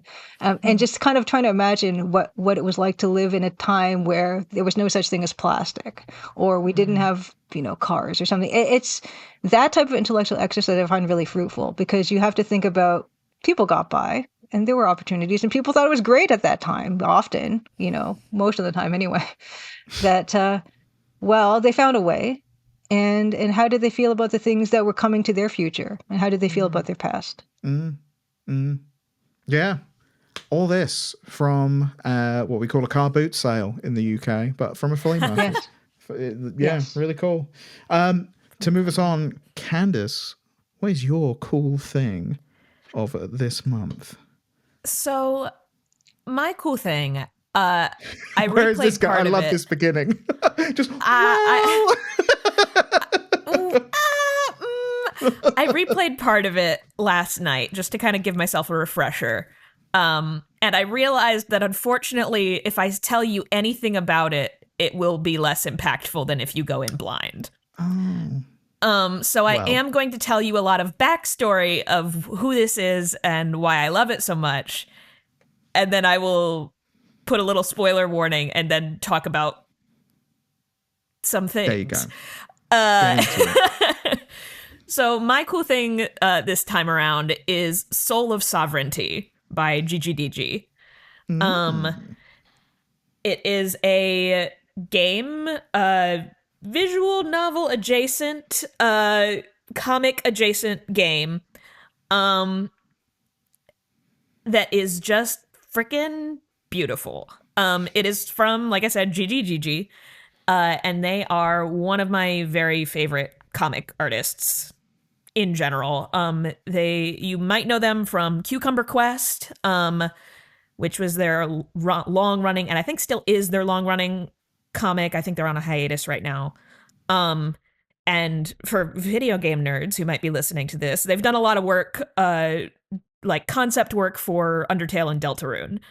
They're kind of in that squad. You can find some really cool concept art for Deltarune on their Blue Sky. And they also wrote and like programmed, I guess I should say, one of my very, very favorite comics, Lady of the Shard, which is like toxic, god worship, lesbian, time bending in reality, but it's so freaking good. It's free. It's on itch. Read it. Lady of the Shard. But what I'm recommending of their work today is called Soul of Sovereignty, and it is. Let me do the like markety thing. Let me do marketing. If you like Le Guin, if you like not necessarily Gideon the Ninth, but Harrow the Ninth, if you like, I'm trying to remember the exact description because they put this on their Blue Sky, I think, where it was like, yeah, Soul of Sovereignty. It's unfortunately not yaoi. It's unfortunately not Yuri. It is really toxic het for depressed gay people. Sweet. It is so freaking funny, and I mean they have a gorgeous like illustration sense, and it's so funny, and it has this like beautiful world that you are exploring that like clearly has a long history, and like it's one of those places where you like start reading the book and it very much reminded me of my time with oh my god, my friend would absolutely make fun of me for forgetting the name of their favorite book. LOL. Left Hand of Darkness. It reminded me of the opening of Left Hand of Darkness, where it's like, I can see that there's a whole universe here, and I'm just with this one guy. Or two guys. And that is the feeling that you get going into this game. And the music is delightful and well-paced, and the writing is funny and grounded, and like replaying it, I realized how much subtlety and layers there were to it. Like the dialogue, like everyone has their own goal going on and nobody explains themselves to you. They're like, I have my goal and I'm getting to it. Period. Yeah. Nothing to do with you. Yeah. It is such a fun collection of it's a beautiful piece of art. You should play it. The first chapter is free on itch. So like there's no excuse for you to not at least try it. There's only 2 chapters out right now. The third one is in progress and coming soon. So this is my completely non-spoilery thing of just like, this is a game that literally made me laugh out loud in my house and also made me go, no, within the span of like 15 minutes. So like really just, if you want to read some really excellent storytelling in a fantasy setting that is lushly illustrated, has great music, amazing sense of like timing for story, go play Soul of Sovereignty. Wow. That's really good. And now I'm going to tell you a couple little spoilers about it. Do it. I love a spoiler. So this game is about the saddest dad in the entire world being forced to follow an evil clown woman who wants to fucking destroy everything. Did you make this, Xalavier? Is this a Xalavier game? What is this? No, Dad, it is, a clown. Where's this going? This is a story where you are like interacting with this guy and he gets slammed into the wall and beaten to a pulp and he apologizes and then she spits on him. Like, that's the kind of vibe of their dynamic.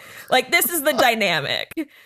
Like, I shit you not, like, so like within the first little chunk, like she gets like turbo murdered by like God, and like he has to go in and he has to go in and be like, I pledge my entire life to this stranger who's exclusively been lying to me. And she's like, I'm gonna make you fucking kill people. And he's like, I don't want to do that. And she's like, but I could.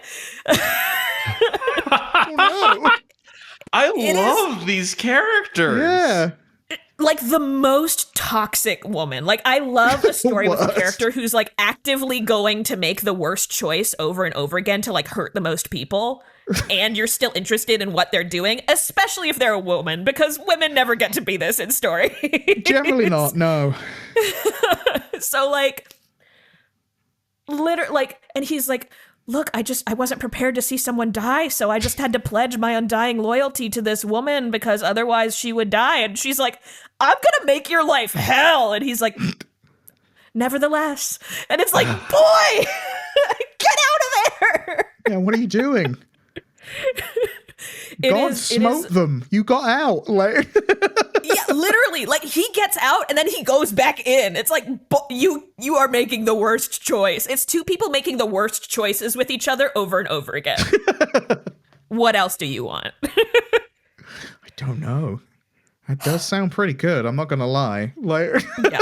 It's freaking funny. Yeah. Like comedy is tough to do in video games. You mentioned like timing being good. I'm like, that's incredibly hard to do in video games. Yeah. How do you do comic timing in something where someone is meant to interact with it and change it? So yeah. Yeah.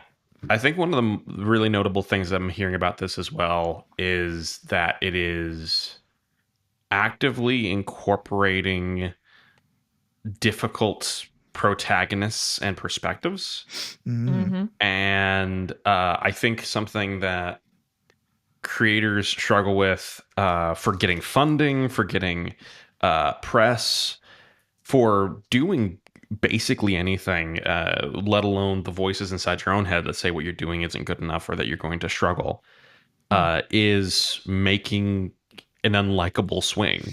We talked about this on El Paso Elsewhere, where a lot of our choices were in the context of how is a black man in an interracial relationship going to be perceived as a result of this narrative choice, or even my intonation in a cutscene, doing the fourth dimensional chess of, especially a diverse protagonist, and worrying about likability. It is a prison. And people do cool stuff regardless, but those jail bars are thick and they are reinforced from the inside and the outside. So to hear that this creator goes so hard with frankly no care for the audience's liking this character outside of just making them the most themselves so that you can attach. That's a brilliant thing, because a lot of people go like, I'm making challenging art, and they're just being an asshole. This is someone making challenging art in the sense of, I believe you will like this character if they're their full selves, even if their full selves are heinous. And it worked for you. And I find those stories really inspirational. Yeah, I think it's a really like... I think it's a great bridge of like, cool, this is a person who only plays video games and doesn't read books. Try playing this game. And if you like it, I promise you there's a world of really good books with like nasty ass protagonists that awaits you, because like this nasty ass protagonists so asterisk complimentary. Absolutely. I love her. Yeah. I love her so much. She's so evil, and I hope she wins. Is it still going, or is it finished? It is still going. Chapter 3 is not out yet. It is in progress. You can play the first 2 chapters. I have not spoiled anything for chapter 2. In the first chapter, she's like, anyway, you have to help me or I will shoot you with a full gun. And she's great. An entire gun. You're like, this is a fantasy setting. And she's like, I have a Glock. I just have a gun. Oh, that's so... I don't know why, but I've always found that amusing as a thing, like in a fantasy setting. And I just have a gun. That's my magic. Like, that's what I do. It's like bang bang, abracadabra. Yeah. Jag on the Discord asked that this could maybe go onto the podcast, depending on how much there is to talk about. But what are some details you can share about I Am Your Beast's earlier concepts, if there are any? Based on the concept art, I can only assume that the initial draft had a darker, grittier tone, possibly even skewed towards stealth/survival rather than full-on action. Interesting. Please do elucidate. I can share it won't take long because all it is a very brief intro, midpoint, and ending. I can share the entire cutscene, the initial cutscenes plan for the original version of I'm Your Beast, because the original version of the game was only supposed to have like 3 to 5 cutscenes. It was very survival based.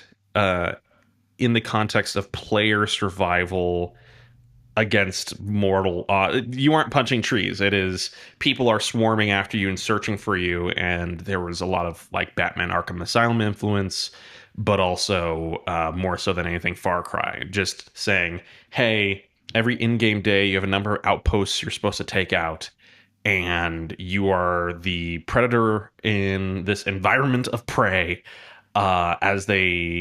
and they will, in successive in-game days and also in a single in-game day, grow in number and in intensity looking for you, which is why we had the entire trap system. It was originally that you were going to be not just moving around booby traps, but setting your own, so that as people tried to follow you through the forest, you would hear the boom of a mine in the distance going off because you set that and an unfortunate patrol got taken down. So doing a more freeform, systemic, but decidedly less defined video game, for a lot of reasons, that ended up being a real challenge, and the game and its structure was not coming together in any way we could evaluate. And at that point, the studio was nearly closing down, and so we had to reboot the project from brass tacks with a new crew, including Dan Pierce and our lovely level designers, Kevin Ribeiro, and we'll edit this so that it flows in smooth. Jim Brown, right? Yeah. Kevin, our lovely level designers, Kevin Ribeiro and Jim Brown, and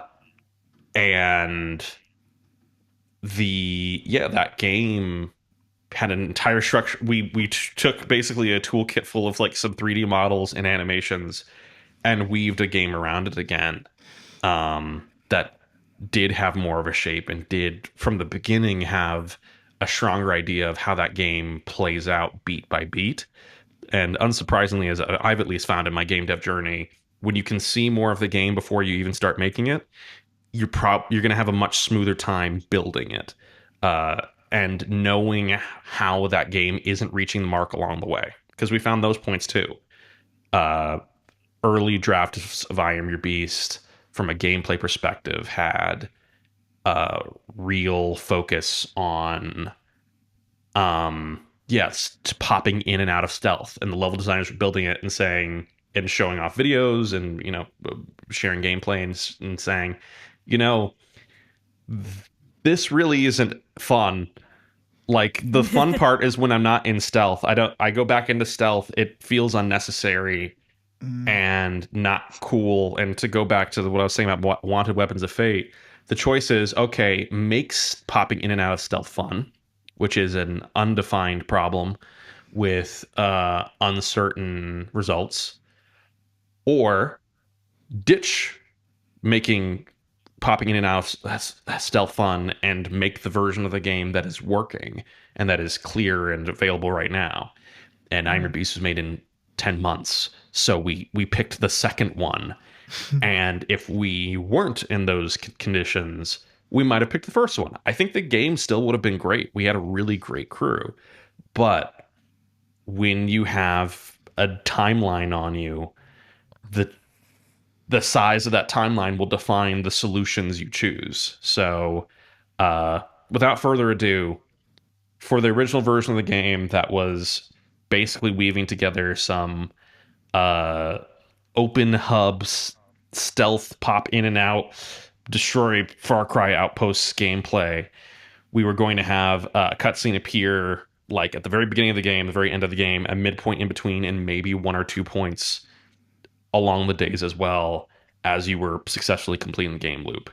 But narrative had a much lower role in the project, and of the most recent iteration of the game, I'm Your Beast is much better for having more. But the original draft of the script, I'm going to share it right now, is very pulp, and it's just a kind of very surface level and joyfully so protagonist stating that they deserve to be here and do what they do. It's for your country, Harding. One last job. You said that 2 jobs ago. We need the best. Maybe you shouldn't have broken them then. If you aren't for us, we'll be forced to assume you've become a hostile entity. I will deploy the full might of the COI against you as sanctioned by the United Nations. Is that what you want? I have roses, General. If I water each of them with a quarter of a can 3 times a week, they bloom. I know where to fish and how much to fish so the populations remain stable. I have a home in every sense of the word. So with every fraction of respect you deserve, every motherfucking agent you send into this place is going to die. And how are you going to accomplish that, Alphonse? You're coming to me, General. I'll be using your shit. And actually, I don't have to share the middle or the end, or maybe we can do that in a different form. But like, you can see a very distinct change in both length and tone compared to our final Alphonse. But there's a part of me that misses this man, and I hope I have the bravery to bring a character like him or a character that's unlikable to life one day. So, fun fact, tying into I'm Your Beast, I have been diving into I was reading that just yesterday in a weird... just because I've been trying to write a little summary of I Am Your Beast's entire plot and trying to make it smaller and smaller. And part of that was just I was just reading through the script because I was like, it's quicker than playing the whole game. So I was like, I'll read through the script just to get all the beats and make sure I'm hitting everything. Like, because I played it through a couple of times. So I was like, just make sure you get everything. And I read that original script. And also as a side note, for people on our Patreon, we're going to be in December. We're aiming for early December at the moment, but I Am Your Beast is going to be the first game where we are going to release loads of this sort of stuff, like just lots of the design documents and the scripts and test videos and bits of artwork and stuff that just are all throughout the process. So all of that is going to be on our Patreon in time as well. I think as soon as you mentioned it, I was like, oh yeah, I could just mention that now. We are actively collating all of these things from this week onwards. So it's like, start of December, people will be able to see all that stuff and be able to find that unlikable character and read all about them. So yeah, it'll be really good. But yeah, if I can grab one other question from chat. No. If we've got time, we've got time. I am happy we've got time for one more. One more. Great. Because I think Julia, you might be able to speak to this more than I could or the others. I am a game artist looking to go solo. I don't have code experience. Where's a good place to start? Ooh. Ooh. Who asked that? Sorry, Candace? VQ, I think is how I say it. VQ. VQ. Bob Dylan style. Yeah. Well, anyway, to the answer. Yeah, that's a really good question, and and thankfully nowadays that it's harder and easier to answer that question nowadays because there's so many game engines that are super accessible, and it kind of depends on what you want to make. I mean, if you want to make an RPG, there's RPG Maker. If you want to make a visual novel, you've got like Twine, and you've got a bunch of other ones that I can't even really name, but there's a bunch of them. Ren'Py, there we go, Ren'Py. In my case, I wanted to make a bog standard adventure game, and Adventure Game Studio was what I used, which is perfect. I guess more like so I guess figure out generally what type of game you want to make. Although there's nothing saying that you cannot make some non-adventure game in Adventure Game Studio, or kind of cross genres in terms of what you want to make in whatever engine. But it's a good starting point. But I guess what I more would like to say is try to find one that has an active community, and I think that's super important, because if you're making something, you're learning as you're going, you're going to get stuck at certain points, and you're going to need good documentation. You're going to need, hopefully, like there's a Discord or a forum or somewhere where you can take your questions and then get help. That's one of the most important parts, I think. And also, it also can be really important if there's other developers that are making stuff in that same engine, because that's another way to connect with the community, that you can get feedback on what you're making, and you can give feedback and provide, it's a mutually beneficial arrangement where you can give feedback, they can give feedback, and get help. And that's what I experienced in my own personal experience with Adventure Game Studio, which has been around since 1997, and is still being maintained and still being updated, and still has a very active community. I would not have been able to finish the Crimson Diamond if Adventure Game Studio wasn't as active and had as many dedicated people to continuing to add features and to optimize it to newer platforms and things like that. But yeah, it's hard to answer because there are just so many tools now. And what's great about them is that they're getting easier and easier to use. Also, YouTube has tutorials often, especially for some of the more popular stuff. That's how I learned too. I learned using Adventure Game Studio from a series of YouTube tutorials. Shout out to Densming. I always have to do that. I owe a debt to this person for putting up these, snack-sized little videos covering every aspect of Adventure Game Studio basics. I've put up my own Adventure Game Studio basics video on my own channel with a more recent version of the engine than what Densmig did years and years ago. That type of thing is really going to be super helpful too. That information is at your fingertips. You don't need to feel like you have to go to school for this, is what I guess I want to say. There's so many resources available to learn stuff like this on your own and with the help of other people. And it's a really great way to get connected with other people too, because I think a lot of the time, if you're a game developer who's mostly working on your own, you're going to need to find those communities of people, not only for stuff as, valuable as getting feedback, but also just to not feel like you're as isolated, really. Yeah. I think that's a really big part of it too, because I work from home. I work mostly on my own, and you can get to feel that way. And you need those fresh perspectives from other people. You need that sense of community with other people. That's just being a human. And that you got to really make sure that you cultivate that too. And the earlier you start with that, the better established you can have those relationships, where it's not just about, people use the word networking like it's a bad thing. And people don't like that word, but connecting, I guess, is a nicer way to put it, is so valuable. So if you're on your game development journey, I say go for it. Have an open mind. You don't feel like you need to finish anything either, by the way. If you're doing it as a hobby and you're doing it on your own, I know people always talk about finishing, but especially if you're just trying to find your feet, just start stuff, abandon it. Don't feel like you have to get married to your first project. Just try a few things, see what you like, and if you have a clear idea of what you want to do, go for it. And don't let anyone say you can't, and especially don't tell yourself that. Yeah, that's huge. That is something that I always forget whenever I'm trying to come up with anything, like just for work, is the fact that there are decades of people that have been solving all of these problems and have been trying to do exactly the same things in slightly different ways that I am currently trying to figure out. I never think to do that. I just sit there thinking, well, I can't think of, I have to think of the solution to the problem and I can't think of it. What would it be? And it's like, just look it up. Like, why wouldn't you? Yeah, it's so easy. Also, Chris, you also mentioned this idea of feeling like you need to be perfect at everything, right? And having everything be at this ultra high, super original level. And there's actually been this Alan Moore clip that's been circulated around Blue Sky about how bad books can be more inspirational than good ones, or bad media when you watch them. Because I only find that I can appreciate how hard it is to make a movie when I see a movie where things aren't working. Yes. Because when things are working, you're getting swept away and you're thinking, this is all natural, this all happened and it wasn't difficult and it wasn't a challenge and it all came together. But when you see the connections not being made, or you see something where that's not going well, that's not working, you're like, oh, this is so hard to do. And it makes you feel like, especially, you know, with Alan Moore's, like with the books and the movies and stuff, I feel like when I see something that's a God tier level creation, I'm like, I just feel like, well, I could never do anything. I can't approach that.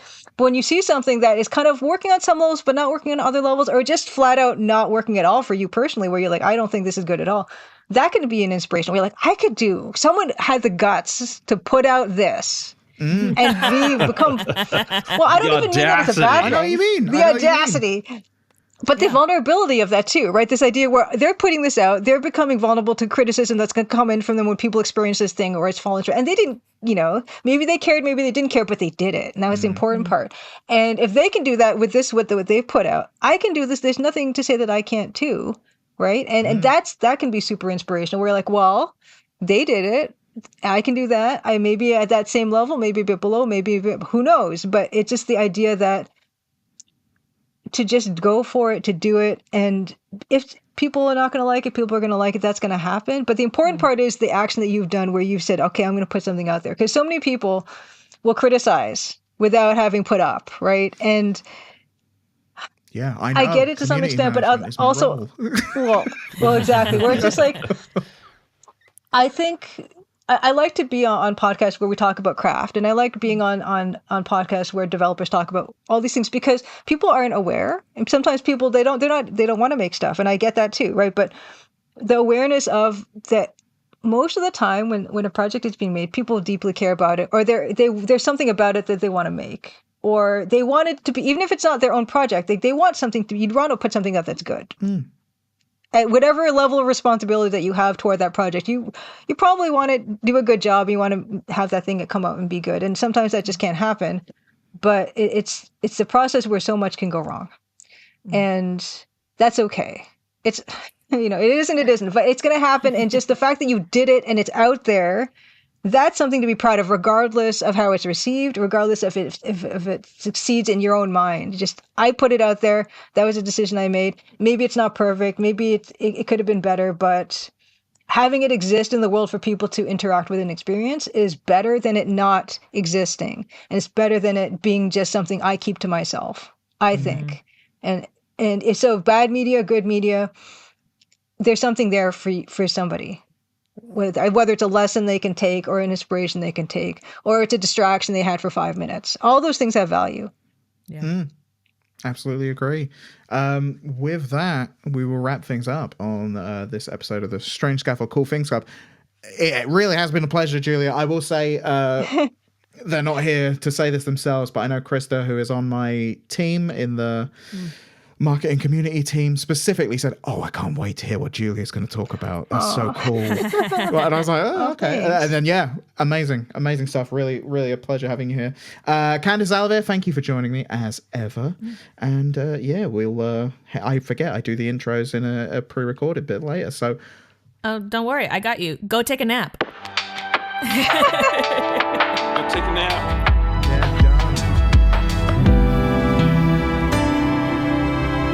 Thank you for listening to the Strange Scaffold Cool Things Club. We greatly appreciate it, and we greatly appreciate you. We got all sorts of cool stuff happening in December, but that's to come. You'll see it. That's the biggest teaser you're getting. But we got cool things to come in December. Check out our newsletter. We got that going on. We've also got... No, I can't tell you. I can't even tell you. But there's going to be cool things. There's a bunch of stuff happening in December, and I can't announce it yet. But keep your eyes out on our socials and all the places that you normally find out about Strange Scaffold. Also, at the time of recording, we've been nominated for 2 Indie Game Awards. How cool is that? Teenage Mutant Ninja Turtles Tactical Takedown has been nominated for the Black Voice in Gaming Award, and the studio has been nominated for Community Management, which means me and Christa, which just for the nomination is crazy. Like, it's really very validating. So thank you very much to whoever nominated us for that, because that's crazy. December 18th, we'll find out if we won or not, but who knows. Anyway, thank you so much for listening. Make sure to follow us on all the social places. But for now, we'll see you in the next episode. Take care of yourselves.